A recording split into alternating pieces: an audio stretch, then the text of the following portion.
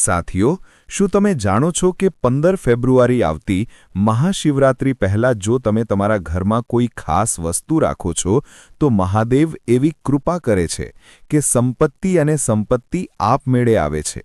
આ કોઈ સરળ વસ્તુ નથી, પરંતુ એક ગુપ્ત શિવ રહસ્ય છે જેને બહુ ઓછા લોકો જાણે છે અને તેનાથી પણ ઓછા લોકો તેને અપનાવે છે। એવું કહેવામાં આવે છે કે જે ભક્ત મહાશિવરાત્રી પહેલાં આ કામ કરે છે તેના જીવનમાં અચાનક ધનલાભ, એક નવું ઘર, વાહન અને આર્થિક સ્થિરતાનો સરવાળો બની જાય છે। મહાદેવની કૃપાથી એવો ચમત્કાર થાય છે કે આવનારા સમયમાં પૈસા એટલા આવે છે કે તેને સંભાળવું મુશ્કેલ બની જાય છે। તો મિત્રો, જો તમે તમારા જીવનની આર્થિક સ્થિતિને બદલવા માંગો છો તો તમારે અંત સુધી વિડિયો જોવો જ જોઈએ, કારણ કે આજે અમે તમને તે જ રહસ્ય જણાવવા જઈ રહ્યા છીએ જે પોતે ભોલાનાથને ખૂબ પ્રિય છે।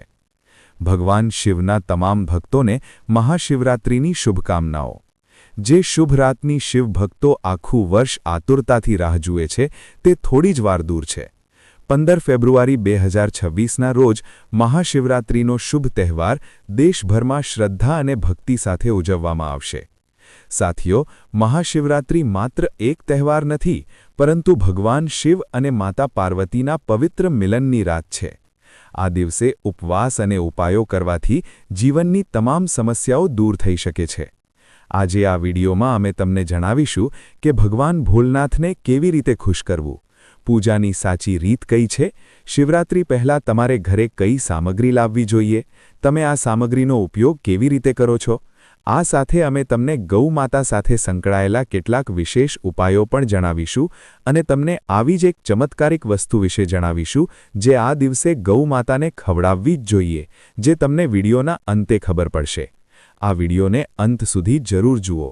હવે સમય બગાડ્યા વિના ચાલો આપણે મહાશિવરાત્રી પહેલાં ઘરે લાવવા માટે ખૂબ જ શુભ માનવામાં આવતી પવિત્ર વસ્તુઓ વિશે જાણીએ। આ સાથે તમે પૂજા વિધિ, શુભ મુહૂર્ત, ઉપવાસના નિયમો અને મહિલાઓ અને પુરુષો માટે ઉપવાસ સંબંધિત મહત્વપૂર્ણ બાબતો જાણશો।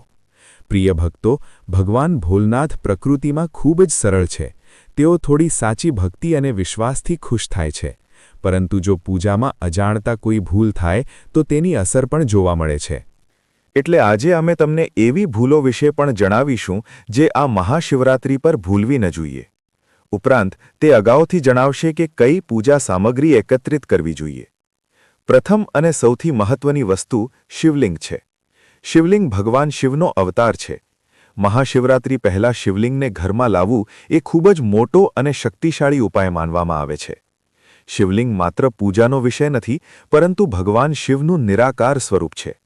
વાસ્તુશાસ્ત્ર અનુસાર જે ઘરમાં શિવલિંગ કાયદા દ્વારા સ્થાપિત થયેલું છે ત્યાં મહાદેવ પોતે રહે છે અને તે ઘરમાંથી ગરીબી, કલહ, રોગ અને માનસિક અશાંતિ ધીમે ધીમે દૂર થવા લાગે છે। શિવલિંગ ખરીદતી વખતે ધ્યાનમાં રાખો કે તે ખૂબ મોટું ન હોવું જોઈએ। અંગૂઠાના કદ અથવા તેના કરતાં થોડું નાનું શિવલિંગ ઘરગથ્થુ જીવન માટે ખાસ કરીને શુભ માનવામાં આવે છે। શિવલિંગ પથ્થર, સ્ફટિક અથવા પારાના હોઈ શકે છે, પરંતુ પથ્થરનું શિવલિંગ પણ સામાન્ય ભક્તો માટે ખૂબ જ ફળદાયી છે।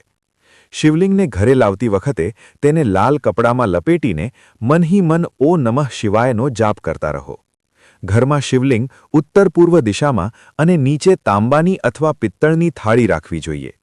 મહાશિવરાત્રિની રાત્રે આ શિવલિંગને પાણી, દૂધ અને મધ અને બેલપત્રથી અભિષેક કરવાથી રોકાયેલું ધન વહેવા લાગે છે અને આવનારા સમયમાં આવા ધનયોગ બને છે જેનાથી વ્યક્તિ પોતે આશ્ચર્યચકિત થઈ જાય છે।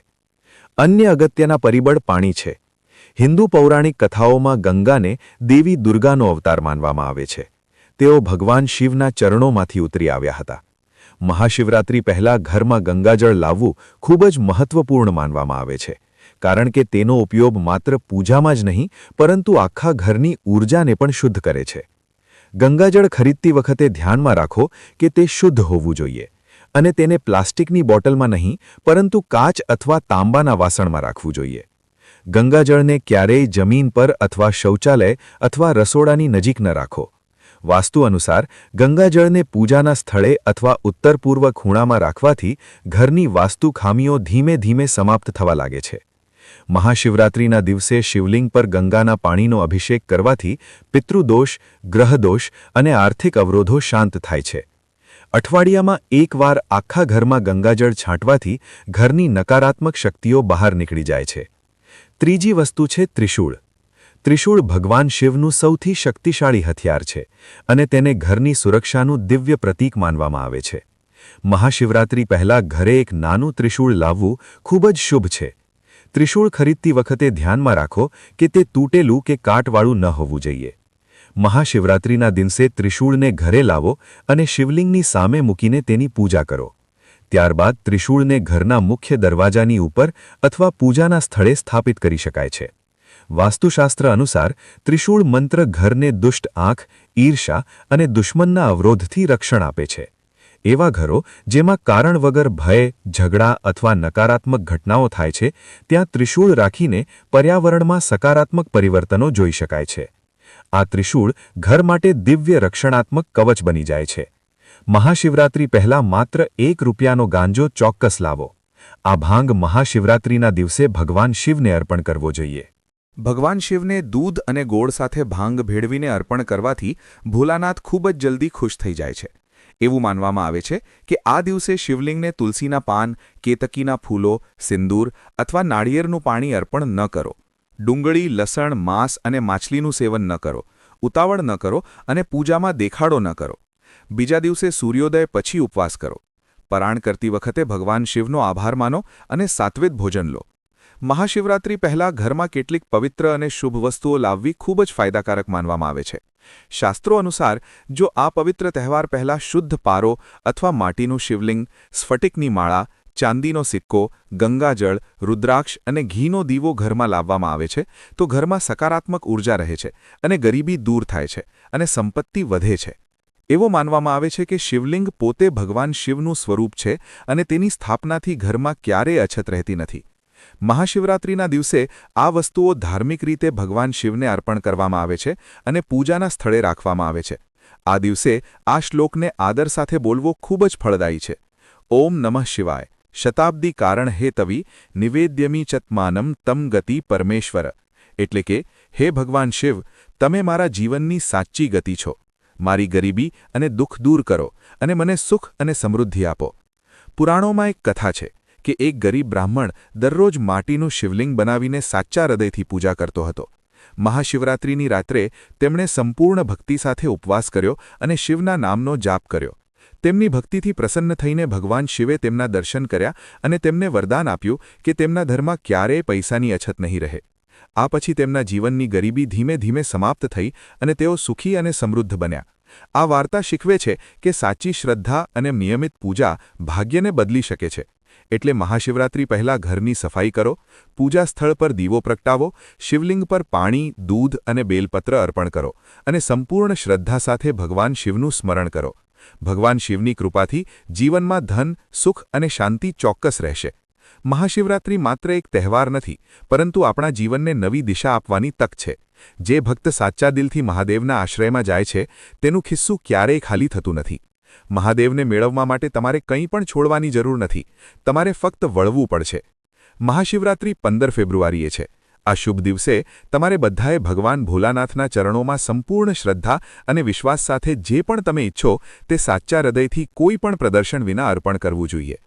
એવું માનવામાં આવે છે કે મહાશિવરાત્રિના દિવસે ભોલાનાથ ખૂબ જ દયાળુ હોય છે અને તેમના ભક્તોની દરેક હાકલ સાંભળે છે. જો તમે રોગ, દુઃખ, વેદના અથવા કોઈ પણ પ્રકારની મુશ્કેલીથી છુટકારો મેળવવા માંગતા હો તો આ દિવસે ભોલાનાથની સામે નમ્રતાપૂર્વક પ્રાર્થના કરો.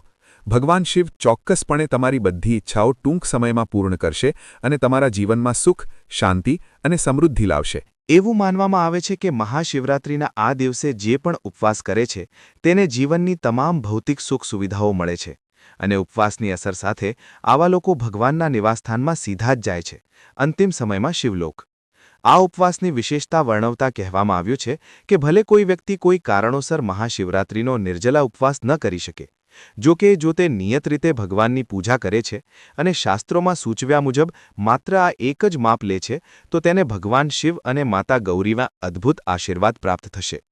વિડીયોમાં મિત્રો આગળ વધીએ છીએ, પરંતુ તે પહેલાં જો તમે આ પવિત્ર તહેવાર પર તમારા અને તમારા આખા પરિવાર પર ભગવાન ભોલાનાથ અને માતા પાર્વતીની અપાર કૃપા મેળવવા માંગતા હો તો ટિપ્પણી વિભાગમાં હર હર મહાદેવ લખીને અમારી ચેનલને ચોક્કસપણે સબસ્ક્રાઇબ કરો.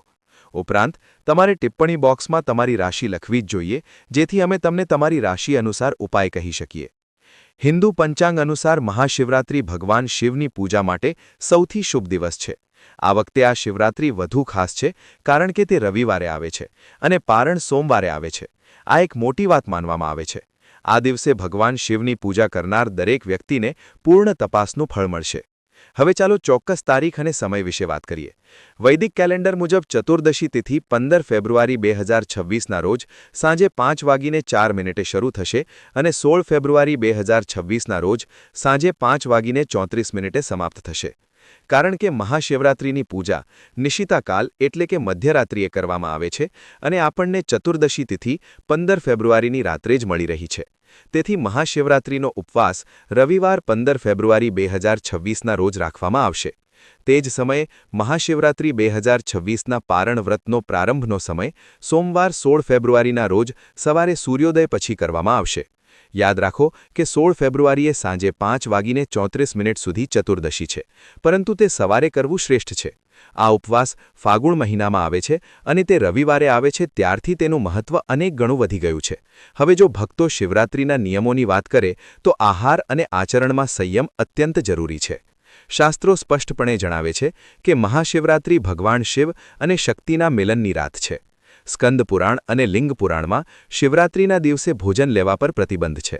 એવું માનવામાં આવે છે કે ઉપવાસના દિવસે ભોજન કરવાથી પૂજાનું ફળ મળતું નથી. તેથી આ દિવસે કોઈ ખોરાક કે પીણું લેવામાં આવતું નથી. તમે ઉપવાસ કરો કે ન કરો, મહાશિવરાત્રિના દિવસે ઘરે તામસિક ભોજન ન બનાવો. શિવરાત્રિનું મૂળ તત્વ ત્યાગ અને શુદ્ધતા છે. આ શિવરાત્રિ પર ભગવાન શિવને બેલપત્ર, ધતુરા અને સફેદ ફૂલો અર્પણ કરવા ખૂબ જ શુભ માનવામાં આવે છે. શાસ્ત્રોમાં એ પણ સ્વીકારવામાં આવ્યું છે કે આ દિવસે ફળ ખાતા ભગવાન શિવને તાજા ફળો અને દૂધથી બનેલી મીઠાઈઓ ભોગ તરીકે અર્પણ કરી શકાય છે. મહાશિવરાત્રિની આ વાર્તા કેવી લાગી છે તે જાણવા અને આપણા ધર્મ સંબંધિત આવી માહિતી જાણવા માટે વિડીયોને લાઇક કરો અને કમેન્ટ બોક્સમાં હર હર મહાદેવ લખો અને અમારી ચેનલ ધર્મ વાસ્તુને સબસ્ક્રાઇબ કરો.